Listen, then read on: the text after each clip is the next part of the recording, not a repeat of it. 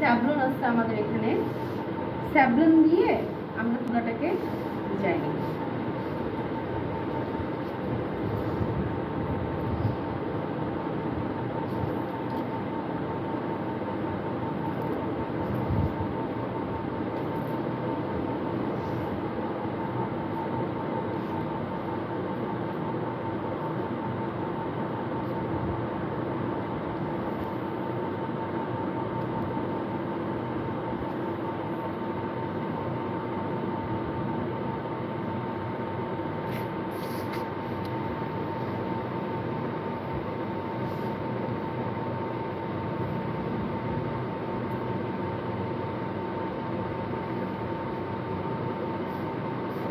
বুঝে গেছে orange would স্টিকের কাজ কি?